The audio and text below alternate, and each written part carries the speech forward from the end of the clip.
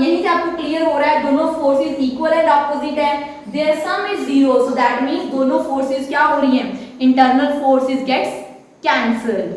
So now we will talk about only external forces. So now we are going to use Newton's second law. So what was the second law of Newton? That rate of change of momentum that is directly proportional to the force applied, external force acting on the system. जितनी उसके ऊपर external force लगेगी that will be equal to rate of change of momentum. So F will be equal to dP by dt. We will use this statement of Newton's second law. Firstly हम calculate करेंगे for mass m1. m1 के ऊपर कौन कौन सी forces लग रही हैं? That will be F1 vector plus F12 vector. That will be equal to d by dt of P1 vector. P1 momentum for first particle. We know that momentum is what? It is just the product of mass and velocity. Momentum किसका product होता है? Mass and velocity का. So here in place of P1 I'll write m1 v1 vector. Clear? So this is the equation for first mass. Then similarly we will write for m2. We have two forces, F2 vector plus F21 vector. That will be equal to d by dt upon P2. That will be again m2 v2. So this is the second equation. So now we have two equations, one for m1 and second for m2. Now our next step will be we will add these. Clear? क्योंकि हमने पूरे system को study करना है, so we will add these two equations. अब जब हम इन दोनों equations को ऐड करेंगे तो हम firstly we will add left hand side, then we will add right hand side. So now we will add these two equations.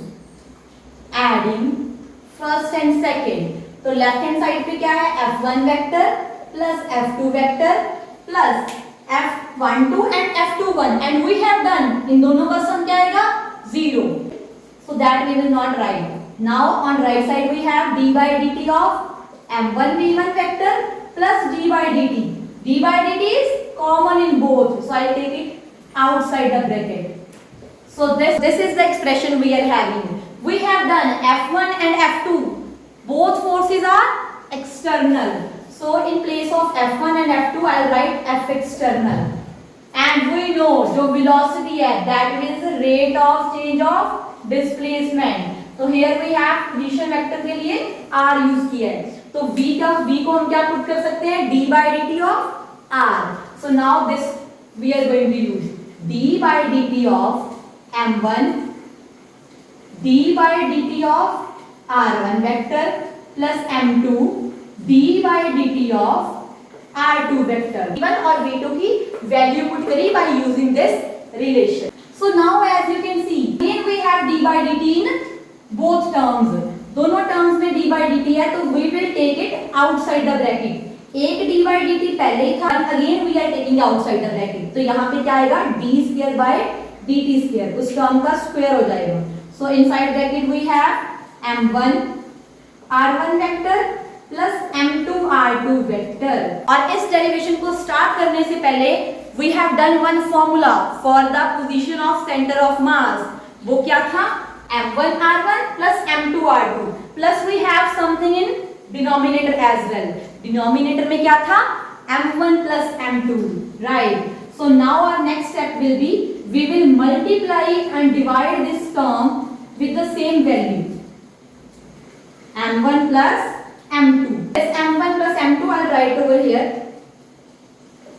So it will be, now I'm rewriting this m1 plus m2 d square by dt square, and ये हमने formula किया था that is position vector of center of mass. So now as you can see here we have external force that will be equal to sum of masses and d square by dt square of मतलब double derivative of double differentiation of r. v is equal to dr by dt और acceleration क्या होता है? d by dt of v, and अगर ये यहाँ पे v की वैल्यू पुट करूं that is d by dt of r. So again if we will take d by dt outside the bracket तो यहाँ पे हमारे पास टर्म क्या बनेगी? d square r by dt square. So d square r by dt square is equal to acceleration. Clear? Because acceleration का formula derivative of v और v की value put करी तो this is just a acceleration. तो अब यहाँ से देखो according to Newton second law force का formula क्या है mass into acceleration.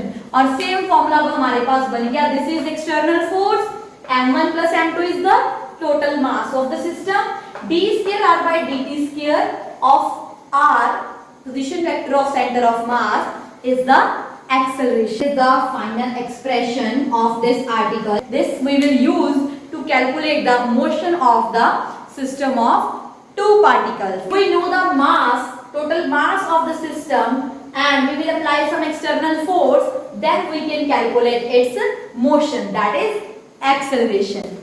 So this is all about this topic. If you have any doubt, just let me know. Thank you. For more such videos, like the video, share it with your friends, and do hit the subscribe button.